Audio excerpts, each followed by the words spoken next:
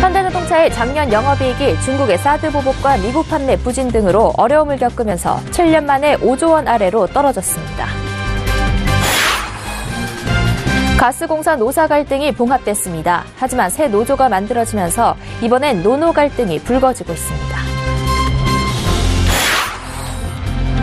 LG U+가 바다를 다니면서 양식장 주변 해상 환경을 모니터링하는 수상 드론을 선보였습니다. 정부가 암호화폐 신규 투자를 다시 허용했지만 당국의 눈치를 보는 은행들이 신규 계좌 개설에 나서지 않아 신규 투자가 어려울 전망입니다.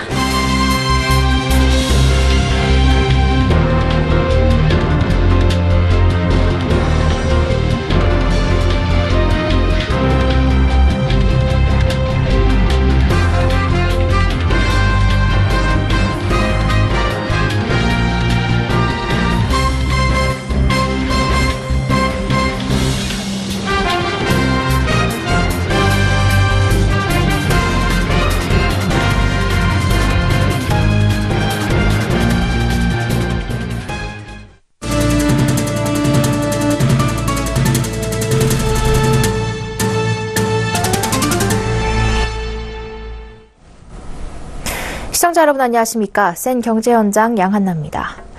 지난해 중국의 사드 보복과 미국 판매 부진 등 어려움을 겪은 현대자동차의 수익성이 2010년 이후 7년 만에 가장 저조했습니다.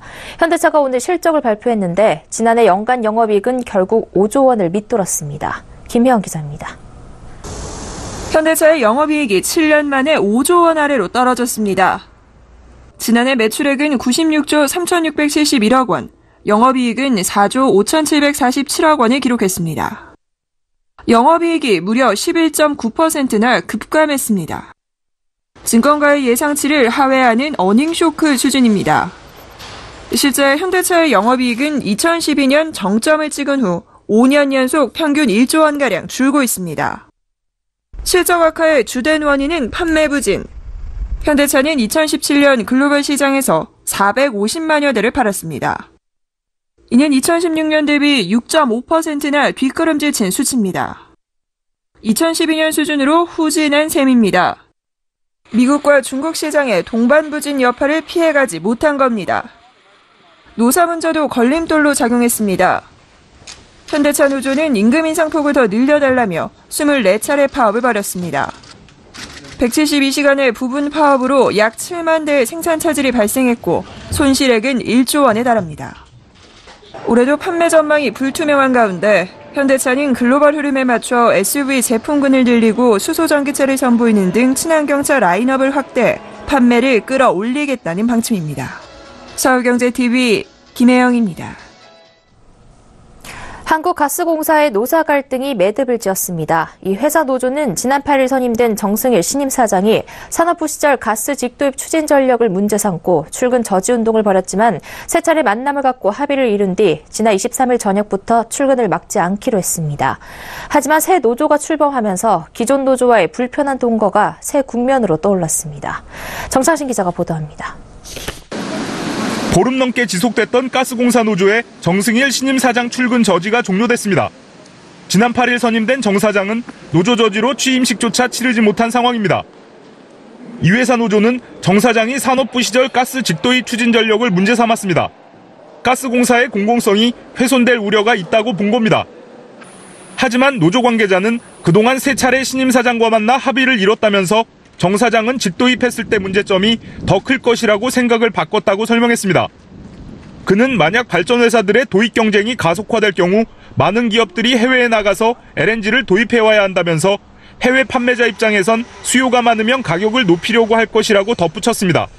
이런 문제에 대해 정 사장이 공감한 겁니다. 노사 갈등은 풀었지만 이번엔 노노 갈등이 새 국면으로 떠올랐습니다.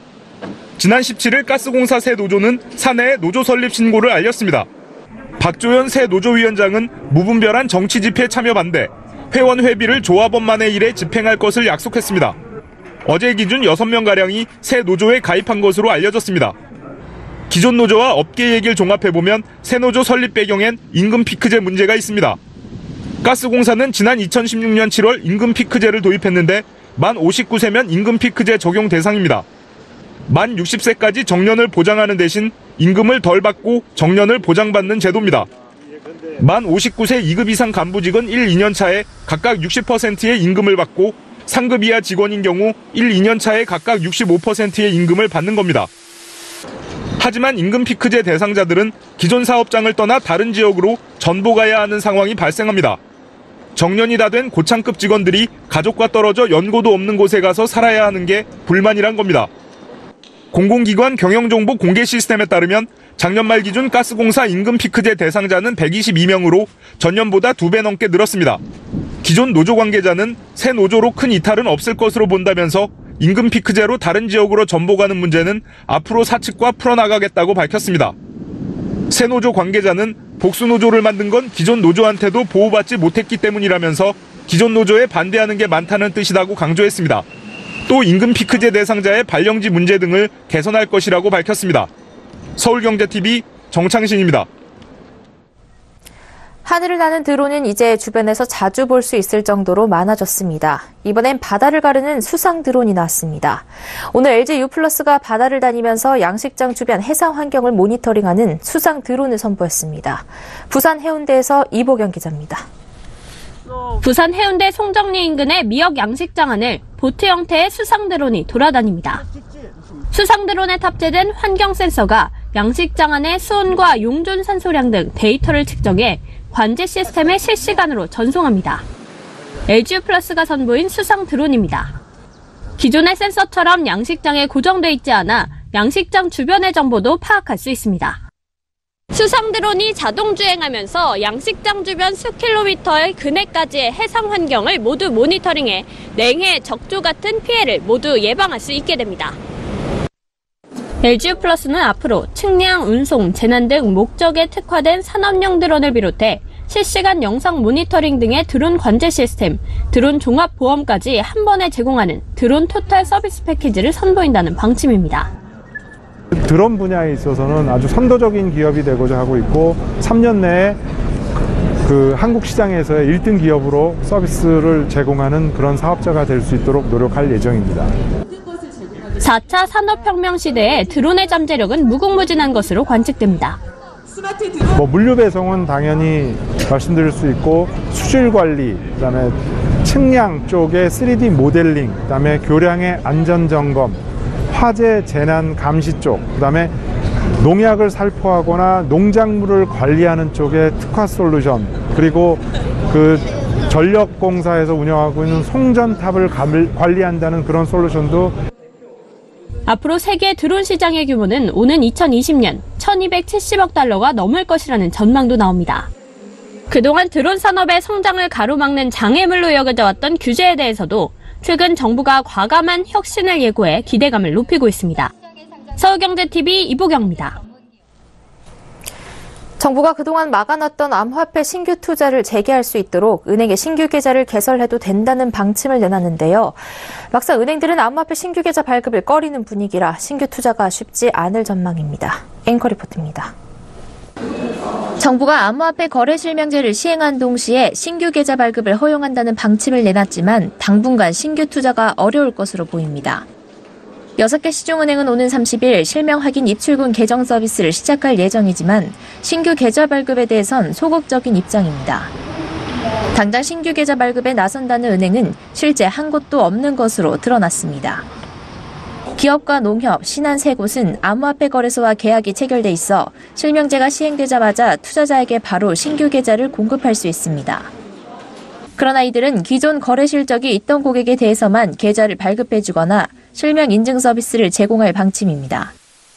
나머지 은행들은 아예 암호화폐 거래소에 계좌를 제공할 계획이 없습니다. 모두 금융당국의 눈치를 보느라 쉽사리 신규 회원을 받지 못하는 겁니다. 당초 업계는 실명제 도입과 함께 신규 투자가 활발해질 것으로 예상했지만 금융당국이 은행이 자율적으로 판단할 문제이지만 감시를 철저히 하겠다고 경고한 탓입니다. 김용범 금융위원회 부위원장은 지난 23일 신규 고객을 받는 것은 은행의 자율적 판단이라면서도 엄격한 본인 확인 절차를 거쳐 신규 회원이 추가되어야 할 것으로 생각한다. 은행들이 가이드라인에 따른 본인 확인 절차를 철저히 지켜야 한다며 은행의 책임을 강조했습니다.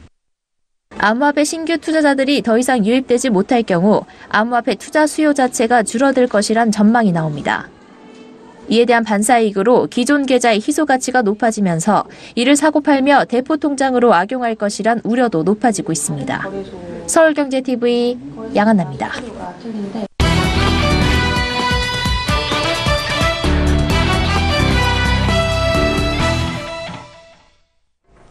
금융위원회는 금리 인상에 대비해 서민들의 금리 부담 완화를 위한 중금리 대출 활성화 방안을 내놨습니다. 민간 금융사들의 중금리 대출 시장 참여를 유도해 중간 정도의 신용등급을 가지고 있음에도 제일 높은 금리를 적용받고 있는 금융소비자들의 이자 부담을 낮추겠다는 겁니다. 자세한 내용 정훈규 기자와 나눠보겠습니다. 정 기자, 우선 중금리 대출하면 이 고금리와 저금리 사이에 공백을 메우는 대출 상품으로 알고 있는데요. 구체적으로 이게 어떤 상품이고 또 앞으로 이 시장이 얼마나 커진다는 겁니까? 네, 중금리 상품은 보통 4에서 10등급의 중저신용자들을 대상으로 연 6에서 10% 수준의 금리로 돈을 빌려주는 대출을 말합니다.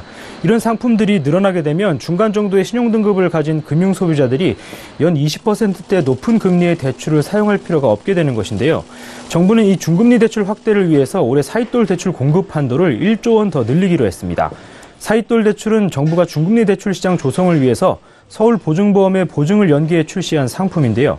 올해 7월쯤 기존 공급 한도 2조 1,500억 원이 소진될 것으로 예상됩니다. 한도가 늘어난 사윗돌 대출에 민간 금융권 자체 상품까지 합하면 올해 총 4조 2천억 원 수준의 중금리 대출이 공급될 전망인데요. 사윗돌 대출은 한도 소진까지 마중물 역할을 하고 앞으로는 민간 금융사 중심으로 중금리 시장이 형성되도록 하는 것이 정부 계획입니다.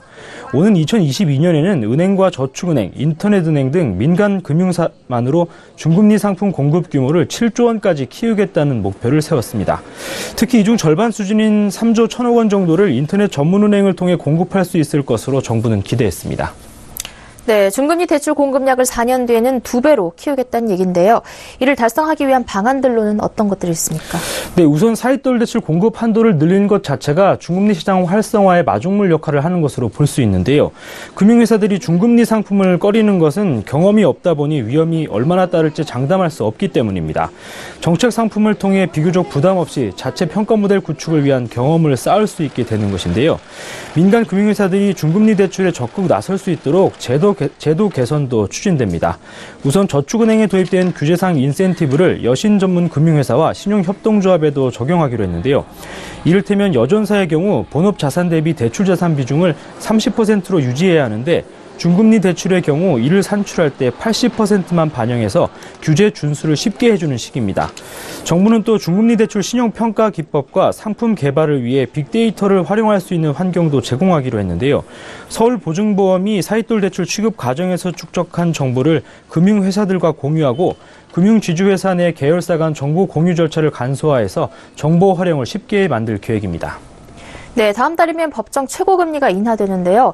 이렇게 되면 중신용자들은 중간금리대 상품으로 기존보다 더 낮은 이자 혜택을 받을 수 있는데 저신용자들은 소외되는 거 아닙니까? 네, 다음 달 8일 법정 최고금리가 27.9%에서 24%로 인하됩니다. 인하폭 안에서 금리를 적용받던 기존 대출자 중에는 제도권 금융에서 대출 심사를 통과하기 어려워진다는 뜻이기도 한데요. 최고금리 인하와 중금리 대출 활성화 등 최근 정부에서 내놓은 대책들의 가장 큰 목표는 금융소비자의 이자 부담을 완화하는 것입니다. 우선 최고금리가 계속 높은 상황에서는 금융회사들이 중금리 대출을 취급할 필요성을 느끼지 못해서 다수의 중저신용자들이 계속 제일 높은 금리를 적용받을 가능성이 큰데요. 금리 운용폭이 좁아지면 금융회사들이 신용평가 모델을 더 세분화할 유인이 생기고 기존의 최고금리 언저리에 있던 서민들이 혜택을 볼 수 있는 겁니다. 법정 최고금리가 낮아져도 당장은 제일 높은 금리를 이용할 수밖에 없는 경우가 발생하겠지만 장기적으로는 중금리 시장을 통해서 서민들의 이자 부담이 완화되는 것을 기대하는 건데요. 정부 목표대로라면 연간 70만 명이 3,500억 원의 이자를 절감할 수 있을 것으로 추산됩니다. 이 경우에도 저신용자들이 소외되는 문제는 남게 되는데요. 정부는 최고금리 인하 충격으로 대출길이 닫히는 저신용자들을 지원하기 위해서 안전망 대출 등 정책 서민자금 7조 원을 공급할 계획입니다. 네, 중금리 대출 활성화 정책과 관련해 정훈규 기자와 이야기 나눠봤습니다. 고맙습니다. 네, 감사합니다.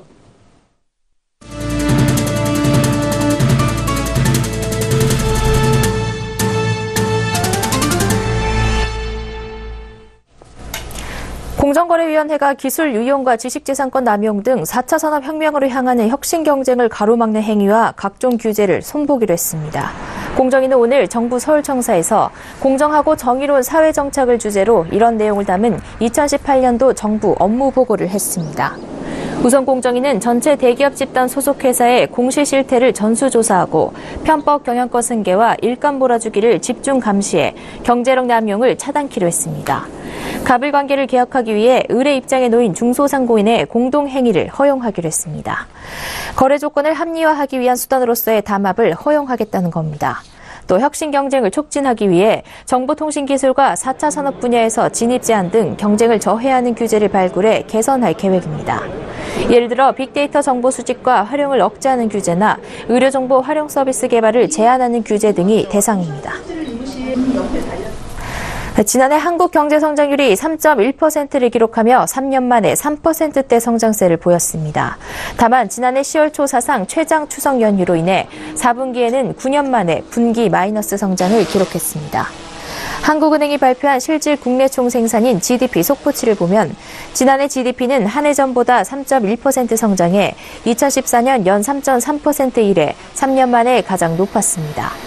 민간 소비가 2.6% 늘면서 2011년 이후 6년 만에 완만한 회복세를 보였고 반도체와 디스플레이 투자가 늘면서 설비 투자가 7년 만에 최고 수준을 나타냈습니다. 수출은 2%, 수입은 7.2% 늘었습니다. 아쉬운 점은 작년 10월 초 사상 최장 기간의 추석 연휴 영향으로 4분기 마이너스 0.2%를 기록한 점입니다. 정규일 한국은행 경제통계국장은 불규칙 요인이 크게 작용한 4분기만 떼놓고 보면 전체를 오독할 가능성이 있다며 지난해 9월에 수출 조기 통관과 서비스업 선구매가 많아서 3분기 성장률이 굉장히 좋았다면서 건실한 성장 흐름세가 이어질 것으로 관측했습니다. 코스닥 시장의 투자 열기가 코넥스 시장으로 번졌습니다. 한국거래소에 따르면 어제까지 현재 코넥스 시장에 상장된 154개 종목의 시가총액은 약 6조 8천억 원으로 지난해 말보다 약 38% 증가했습니다. 코넥스 시장은 상장 종목의 주가를 대표해 보여주는 지수는 없지만 이 기간 상장 종목이 바뀌지 않고 그대로였다는 점에 비춰볼 때 시총 증가율을 지수 상승률과 같게 해석할 수 있습니다. 거래 대금은 지난달 3배 수준으로 늘었고 평균 주가 상승률은 코스닥의 약 3배 수준에 달했습니다. 코넥스 시장이 이처럼 강세를 보인 것은 코스닥 시장의 바이오주 열기가 옮겨 붙었기 때문입니다. 현재 코넥스 시총 상위 종목을 살펴보면 1위 툴젠과 2위 엔지캠 생명과학에 이어 4위까지 바이오주가 차지하고 있습니다. 코스피가 새해 들어 처음으로 사상 최고치를 경신했습니다. 코스피는 오늘 장 마감 때 전거래일보다 24.23포인트 오른 2562.23을 기록했습니다. 이는 종가 기준 역대 최고치입니다. 이전 기록은 지난해 11월 3일 세운 2557.97포인트였습니다. 앞서 코스피는 장 마감 직전인 오후 3시 16분께 2564.43을 찍으며 장중 사상 최고치 기록도 갈아치웠습니다. 외국인과 기관의 쌍끌이 매수가 코스피 상승세를 이끌었습니다. 외국인과 기관은 각각 3천억 원 넘게 순매수했고 개인은 약 7천억 원 순매도했습니다. 증권가에서는 시장이 새로운 단계로 올라서고 있는 만큼 기대감이 모이면서 긍정적인 흐름이 이어질 것으로 전망하고 있습니다. 제4대 금융투자협회장에 권용원 키움증권 사장이 선출됐습니다. 금융투자협회는 오늘 오후 3시 여의도 금융투자센터 3층에서 열린 임시총회에서 241개 정회원사 투표 결과 이같이 결정됐다고 밝혔습니다. 권 사장은 의결권 기준 과반수 이상인 94.92%가 참여한 투표에서 68.1%의 득표율로 신임 협회장에 뽑혔습니다. 신임 권 협회장은 당선 확정 뒤 회원사들의 자본시장 정책은 100대 국정과제 중 하나로 인정받지 못하고 있는 게 현실이라며 자본시장의 선진화를 위한 규제 완화, 세제 개편안도 제안하겠다고 밝혔습니다. 또 대형 증권사는 글로벌 강자로 도약할 수 있도록 규제를 선진화하고 중소형 증권사에 대해선 경쟁 압박감을 덜고 차별화된 경쟁력을 확보할 수 있도록 하겠다고 말했습니다. 신임 권 협회장의 임기는 2021년 2월 3일까지입니다.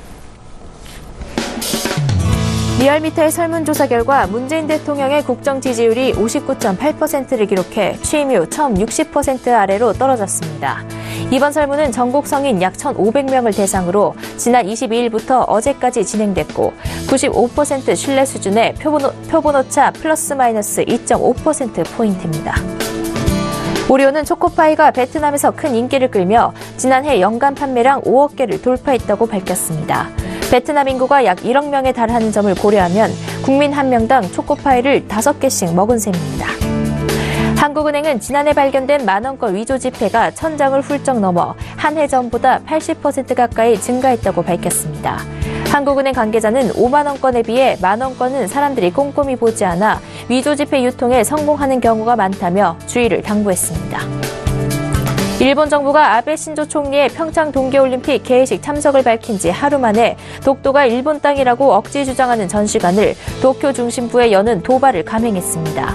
그간 일본의 일부 지자체에서 이런 전시관을 연 적은 있지만 중앙정부가 설치한 건 이번이 처음입니다.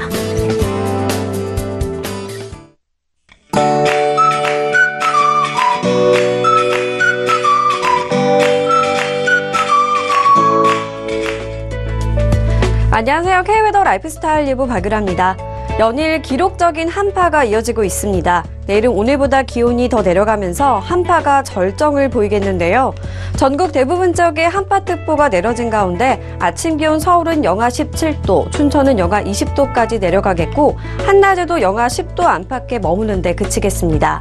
또 차고 건조한 바람 탓에 건조특보도 확대 강화되고 있습니다. 따뜻한 옷차림과 더불어 불씨 관리에도 각별히 유의하셔야겠습니다. 현재 하늘 모습입니다. 대체로 맑은 하늘이 보이고 있지만 전라 서해안과 제주도, 울릉도, 독도에는 눈이 내리고 있는데요. 앞으로 제주 산간과 울릉도, 독도에 최고 15cm, 그 밖의 지역은 1에서 3cm의 눈이 더 내리다 내일 밤에 대부분 그치겠습니다. 내일은 중국 북부지방에서 남동진하는 고기압의 영향을 받겠습니다. 다음은 자세한 지역별 날씨를 나절 예보로 알아보겠습니다. 중부지방 대체로 맑겠습니다. 아침 기온 영하 20도 안팎까지 내려가겠고 찬바람의 체감 추위는 이보다 더 낮겠습니다. 동해안 한파가 이어지는 가운데 대기도 무척 건조하겠습니다. 아침 기온 강릉 영하 13도, 속초 영하 14도가 되겠습니다. 남부지방 대체로 맑겠지만 제주도는 저녁까지 눈이 오겠습니다. 아침 기온 광주 영하 10도, 대구 영하 13도까지 떨어지겠습니다. 대부분 해상으로 풍랑특보가 내려졌고요. 물결은 최고 4에서 5m까지 매우 거세게 일겠습니다. 이번 추위는 다음 주 화요일쯤 낮 기온이 영상권을 회복하면서 차츰 누그러지겠고요. 월요일과 수요일 사이에는 해기차에 의한 눈구름대의 영향으로 충남과 호남, 제주도에 또 한 차례 눈이 내릴 것으로 보입니다. 한파가 풀릴 때까지 건강관리 잘해주시기 바랍니다. 날씨였습니다. 센 경제 현장 여기까지입니다. 시청해주신 여러분 고맙습니다.